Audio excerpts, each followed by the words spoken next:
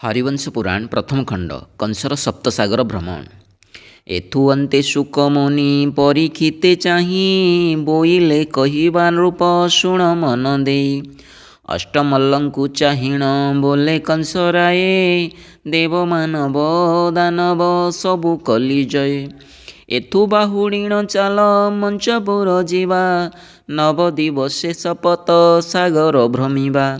अमर पुरुष गेले समदंड नेई गंगा नदी तीरे तीरे सैन्य चली जाई। प्रवेश होइला कंस हरंक उद्याने अनेक राय मिलिले आसीण से स्थाने। हर से चलिला कंस 3 दिन रही कोलाहल बने सैन्य मिलिले को जाई। डगरा आगरे पथ कढ़ाइण नेला मंच राजा संगे कंस बाट चलीगला। बेनी बल मिशिबारु होइला गहळ पंचाणोई जुण माड़ी चलुछंती बल। असंख्य बल ताहार अगोचर थाट कंसर पाद पड़न्ते कंपी पृथ्वी पृष्ठ। जेबण ठाबरे कंस उभा हुए जाई डरेण पृथ्वी देवी तळकु लसई। तार महाभारा सही न पारई मही सही न पारी आखिरु लुह पड़े बही। सही न पारी पृथ्वी कंस पाद भार निरते निरलोचन कंपे कलेबर। बिकले जाई गुहारी करे विधातांकु भोदेव बारेक रक्षा करिबा आम्भंकु। तुम्भे विधाता संसार गोटा भिआइल एते गंजणा किंपाई कह मोते देल। कंसर भारा भारा मु न पारई सही छाड़िबी मोर सागत हेउ पछे मही। नहिले एहार प्रतिकार करबिही निश्चय छाड़िबी मु आउ न पारिबी बही। बीरबर बान गोटा बहे कंसराये बीरबर बाना गोटा बहे कंसराये। दूरहूँ देखिले ताकू कंपई मोकाए। सुकदेव कहिले हो शुण महारथा कहिबाकू अगोचर कंसासुर कथा। पृथ्वी भितरे थिले जेते राजा माने तोषिले आसी से जे जाहा दर्शन धने। तोषिले आसी जे जाहा दर्शनी धने। देवलोक नागलोक नरलोक जेते भृत्यजन प्रायक आसी खटंती समस्ते। कंस सैन्य कहन्ते नोहिब जे शेष अगोचर थाट बल अश्रुति अदृश्य। पूर्वे तारका रावण आदि वीर थिले अनेक संभार घेनी दिगी विजे कले। जिणी अनेक राजांकु भांगी समराष्ट्र तहु 10 गुणे एही कंस राजा थाट। तले उपरे नोही नथिबे रदीप तले त्रैलोक्य जिणिला से निज भुज बले। अनेक संभारे दिगी विजे से करई वीरतुर शबदरे ब्रह्मांड कंपई। पश्चिम मुखे जे रुद्रवेणी कूले जाई कपिलास कंदरे से प्रवेश हुई। धवल वर्ण पर्वत दिशे ज्योतिर्मयी कोटिये चंद्रमा किसे होइछि उदयी। 14 योजन उच्च सुसंच से अति 16 सहस्र योजन अटे दीर्घ प्रति। 2 सहस्र पर्वत बेढ़ी चौकती मलय पवन तही बहई जे नीति।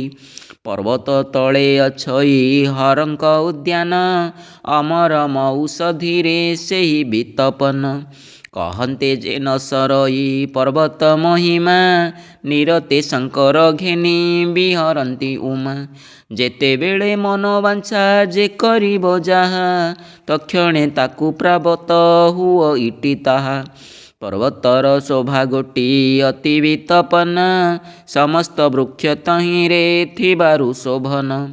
तेणु से पर्वत शोभा अटे अनुपम महाप्रलय न लागे कपिलास नाम।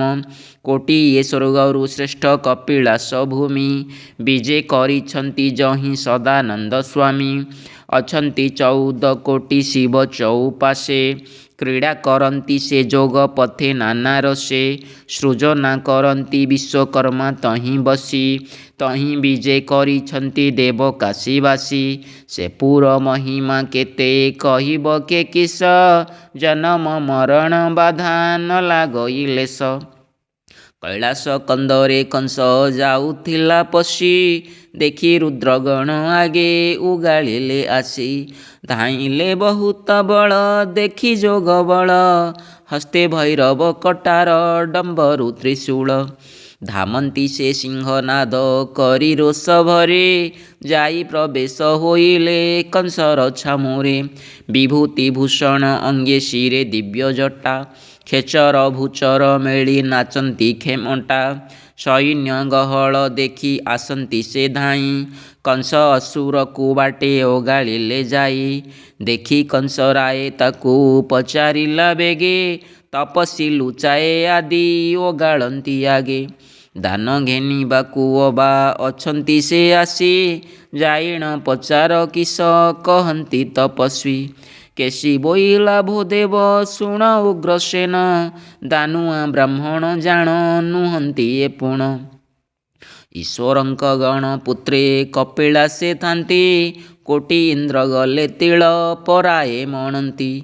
ପ୍ରଳୟ କାଳରେ ନାହିଁ ଏମାନଙ୍କୁ ମୃତ୍ୟୁ। ଅମର ମହାତ୍ମା ଏ ଯେ ଜାଣେ ଦେବତତ୍ତ୍ୱ। ଜନମ ମରଣ ବାଧା ଏହୁ ନ ଜାଣନ୍ତି। ପୂର୍ଣ୍ଣ ବ୍ରହ୍ମ ରୂପୀ ଏ ଯେ ସଦା ଜୀଇଛନ୍ତି। ତୁମ୍ଭ ଦାନକୁ ଯେ ନାହିଁ ଏହାଙ୍କର ଆଶ। ଏହାଙ୍କ ଦିବସେ ସ୍ୱର୍ଗେ ଇନ୍ଦ୍ର ଯାଇ ନାଶ। ଏହି ସେନା ରୁଦ୍ରଗଣ ଜାଣ ଦଣ୍ଡଧାରୀ। ଏମାନେ ଯୁଦ୍ଧ କରନ୍ତି ଇନ୍ଦ୍ର ଯମ ପରି। ତପେ ଗରିଷ୍ଠ ଏମାନେ ବଳିଷ୍ଠ ସ୍ୱଭାବେ।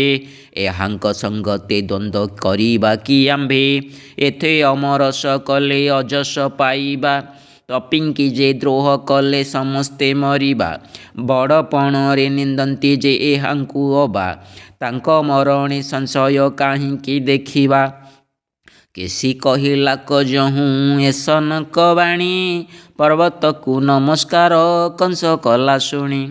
କେଶୀ ବୋଇଲା ହେ ଆଣ ବାହୁଡ଼ାଇ ଥାଟ। ଯୋଗୀ ସନ୍ନ୍ୟାସୀ ସଙ୍ଗେ ନ କରିବ ମୁରାଟ। ଈଶ୍ୱର ଦେବତା ସଙ୍ଗେ କିମ୍ପା ଆମ୍ଭ କଳି। ଯାହାର ବଚନେ ଚରାଚର ଯାଇ ଜଳି। ଜଳନ୍ତା ଅନଳେ ପଶି ଝାସ କିସ ଦେବ। ସେ ତା ଅନୁଗ୍ରହ କଲେ ଅଜରାମର ହେବ। ତାହାଙ୍କ ସଙ୍ଗେ କିମ୍ପାଇଁ ଆମ୍ଭ କଳି ଦ୍ୱନ୍ଦ୍ୱ। ବାହୁଡ଼ି ନଗଲେ ଲୋକେ ବୋଲିବ ତ ମନ୍ଦ। ଆମ୍ଭର ସେ ପିତା ଗୁରୁ ଆମ୍ଭେ ତାଙ୍କ ଶିଷ୍ୟ। ଆମ୍ଭ ବଳେ ତାଙ୍କୁ କରି ପାରିବାଟି କିସ। ଦେଖୁ ଦେଖୁ କେ ଦୁସ୍ତର ସମୁଦ୍ର ଲଙ୍ଘିବ। ନିର୍ଧୂମ ଅଗ୍ନିରେ ପଶି କେହୁ ଝାସ ଦେବ। ଏଡ଼େ ବଡ଼ପଣ କାର୍ଯ୍ୟ ଆମ୍ଭର ତ ନାହିଁ। ବେଢ଼ା ବୋଲି ଯିବା ସୈନ୍ୟ ଆଣ ବାହୁଡ଼ାଇ। କଂସକୁ ଘେନିଣ କେଶୀ ବେଗ ହୋଇଗଲା। ସୈନ୍ୟଙ୍କୁ ଲେଉଟାଇ ସେ ବାଟ ଭାଙ୍ଗି ଦେଲା। କପିଳାସ ଛାଡ଼ି କାଳ ରାତ୍ରି ତଳେ ଗଲେ। ତହିଁ ବିସର୍ଜନ ନଦୀ କୂଳରେ ମିଳିଲେ। ତହିଁ ଚିତ୍ରାଣୀ ନାମରେ ବହେ ନଦୀ ଗୋଟି। ନୈଋତ କୋଣ ଦକ୍ଷିଣେ ସମୁଦ୍ର ସେ ଫୁଟି। ସେ ନଦୀର କୂଳରେ ଯେ କେହି ନ ରହିଲେ। ନୈଋତ ଛାଡ଼ି ଦକ୍ଷିଣ ମୁଖ ହୋଇଗଲେ। ମେରୁର ଦକ୍ଷିଣ ଭାଗେ ସଇନି ଚଳଇ। ଦିଗିବିଜେ କରି ଚଳେ କଂସ ଭୋଜ ସାଇଁ। ପାତାଳେ ବାସୁକି ନାଗ କମ୍ପେ ପାଦ ଭରେ। ରାଜାଏ ଆସି ଶରଣ ପଶୁଛନ୍ତି ଡରେ। କେ ଗଜ ତୁରଙ୍ଗ କେହୁ ଦିଅନ୍ତି ଯୁବତୀ। କେଉଁ ରାଜା ଦଣ୍ଡ ସିଂହାସନ ଆଣି ଦିଅନ୍ତି। ଅନେକ ସମ୍ଭାରେ ଚଳେ ଉଗ୍ରସେନ ବତ୍ସ। ସ୍ୱର୍ଗମଞ୍ଚ ପାତାଳେ କେ ନାହିଁ ସମକଚ୍ଛ। ହର ସେ ବଳ ତାହାର ଯାନ୍ତି ଅତି ବେଗେ। ତୁରିତେ ମିଳିଲେ ଯାଇ ବିନ୍ଧ୍ୟଗିରି ଲାଗେ। କଂସ ବୋଇଲା ହୋ କେଶୀ କାହାର ଏ ସୀମା। କେଶୀ ବୋଇଲା ଅଛନ୍ତି ଏଥେ ଦେବୀ ଉମା। ସତେ ଚଣ୍ଡମୁଣ୍ଡ ରକ୍ତ ବୀର୍ଯ୍ୟ ନାଶ କଲେ। ମହିଷାସୁରର ଦର୍ପ ଏ ଦେବୀ ମର୍ଦିଲେ। ଶୁମ୍ଭ ନିଶୁମ୍ଭ ଆଦି ଏ ଚାମର ବେମାଳ। ଏ ଆଦି ବହୁତ ଥିଲେ ନିଶାଚର ବଳ। ପୃଥ୍ୱୀ ଭାରାବାର ଅବହେଳେ ଏ ସଂହରି ରହିଲେ ଏ ବିନ୍ଧ୍ୟଗିରି ଶିଖେ ମାହେଶ୍ୱରୀ। ଅନାଦି ଅପର୍ଣ୍ଣା ଏ ଯେ ଜଗତର ମାତା, ଏହାଙ୍କର ଏ ସଂସାର ହୋଇଲା ରକ୍ଷିତା। ଭାବେଣ ସଦାଶିବଙ୍କୁ ବରି ଦକ୍ଷ ବୀର, ତେଣୁ କରି ବୋଲାଇଲେ ଭବାନୀ ଶଙ୍କର। ଏ ମେରୁ ମେଖଳା ଅଟେ ଏହାଙ୍କ ଆଶ୍ରମ, ମହିଷାକୁ ମାରି କଲେ ଏଠାରେ ବିଶ୍ରାମ। ବିନ୍ଧ୍ୟା ନାମରେ ଦୈତ୍ୟ ପୂର୍ବେ ଏଥି ଥିଲା, ଦୁର୍ଗାଙ୍କ ସଙ୍ଗେ ସମର କରି ସେହି ମଲା। ବିନ୍ଧ୍ୟ ଦୈତ୍ୟଙ୍କୁ ମାଇଲେ ସେହି ଦେବୀ ଯହୁଁ, ବିନ୍ଧ୍ୟଗିରି ନିବାସିନୀ ବୋଲାଇଲେ ତହୁଁ। ଏ ଯେ ଅନାଦି ଶକତି କଲେ ସବୁ ଜାତ, ସର୍ବଦେବତାଙ୍କର ଏ ଅଟନ୍ତି ଯେ ମାତ। ଈଶ୍ୱରଙ୍କୁ ଭାବେ ଯହୁଁ କଲେ ସେହି ଭର୍ତ୍ତା, ତେଣୁ ସେହି ମହାଦେବ ଜଗତ କରତା।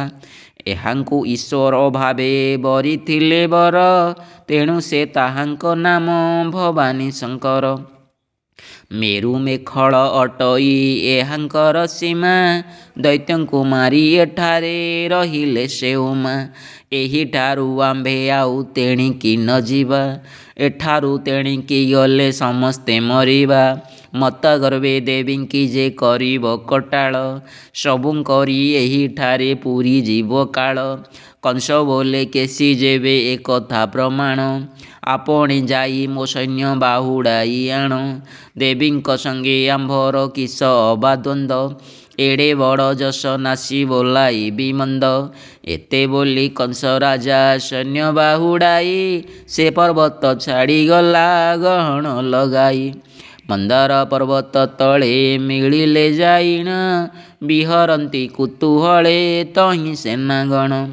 ସେ ପର୍ବତ ତରୁଙ୍କର ତଳେ ଲୋଟି ଡାଳ, ଧାଡ଼ି ଧାଡ଼ି ରେଖ ରେଖ ଦିଶଇ ଗହଳ।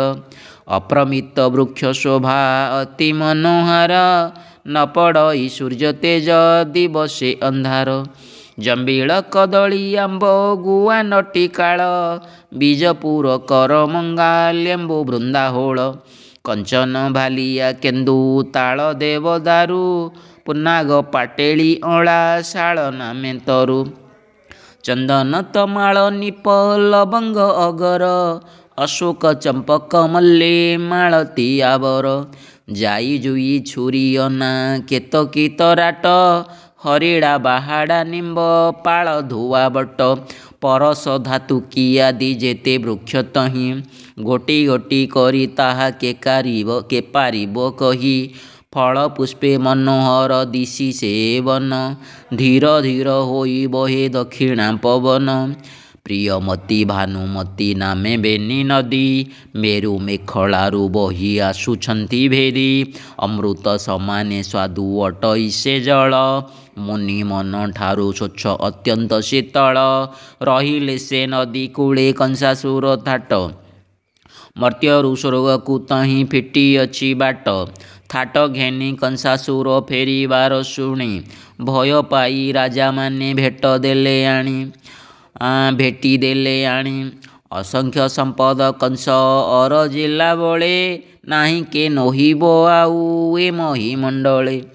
ରଥ ଗଜ ସହିତରେ ଚତୁରଙ୍ଗ ଘେନି, ମେରୁ ପ୍ରଦକ୍ଷିଣ କରି ଚଳେ ଉଗ୍ରସେନି।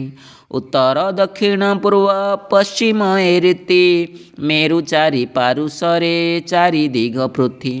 ଅଗ୍ନିକୋଣ ନୈଋତ ବାୟବ୍ୟ ଈଶାନ, ଏହିପରି ସୁମେରୁର ଅଛି ଯେତେ ସ୍ଥାନ।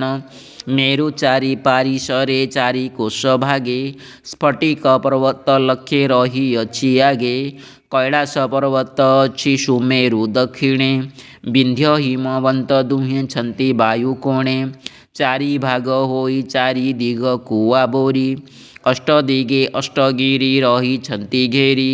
ଶୁକ ମୁନି ବୋଲନ୍ତି ଯେ ଶୁଣ ମହାରଥା, କହନ୍ତେ ନ ସରେ ମେରୁ ପର୍ବତର କଥା। ଠିକ ଠିକ କରି ତୋତେ କହିଲୁ କିଞ୍ଚିତେ, ପଞ୍ଚମନ ଥୟ କରି ରଖିଥାଅ ଚିତ୍ତେ। ଏଥୁ ଅନନ୍ତରେ ପୁଣି କଂସର ସୈନୀ, ତର୍ଜନ୍ତି ଗର୍ଜନ୍ତି କରେ ନାନା ଅସ୍ତ୍ର ଘେନି। ମକରନ୍ଦ ନାମ ବନେ ରଜନୀ ବଞ୍ଚିଲେ, ପୂର୍ବମୁଖ ହୋଇ ତହୁଁ ପ୍ରଭାତେ ଚଳିଲେ। ଟମକ ନିଶାଣ ଭେରି ବୀର ତୁର ବାଜେ, ସେନା ସେନାପତି ହେନେ କଂସ କଲା ବିଜେ। ବନଗିରି ପଥ ମାଡ଼ି ଚଳେ ସମଦଣ୍ଡ, ପଦାଘାତେ ରେଣୁ ଉଡ଼ି ନଦୀ ସେ ମାର୍ତ୍ତଣ୍ଡ। କରେ ଶସ୍ତ୍ରମାନ ଧରି ଝମକାନ୍ତେ ବେଗେ, ଏକ କୁଆର ଏକ ପଛ କରି ଯାଏ ଆଗେ। ହାତୀରଥି ପଦାତିକ ଅଶ୍ୱର ଚହଳ, ଦିନୁ ଦିନ କଂସ ସୈନ୍ୟ ହୋଇଲା ପ୍ରବଳ। ଯେବଣ ଠାବରେ କଂସାସୁର ମେଳେ ଯାଇ, ସେ ଦେଶର ସୈନ୍ୟ ତାର ପଛରେ ଗୋଡ଼ାଇ। ସିଂହନାଦ କରି ସର୍ବେ ବୀର ତୁର ବାଇ, ସମଦଣ୍ଡ ବାହି ସୈନ୍ୟ ନିଅନ୍ତି ଚଳାଇ। ପବିତ୍ର ଗଙ୍ଗା ଜଳ ଏ ଗ୍ରନ୍ଥ ପୁଣ୍ୟମୟେ, ଶୁଣନ୍ତେ ଲଭଇ ପ୍ରାଣୀ ସବୁଠାରେ ଜୟେ। ଦିନହୀନ ଅଚ୍ୟୁତ ମୁଁ ଶ୍ରୀହରିଙ୍କ ଦାସ, ସାଧୁଜନ ହିତେ କଲି ଏ ଗ୍ରନ୍ଥ ପ୍ରକାଶ। ହରି ବୋଲ।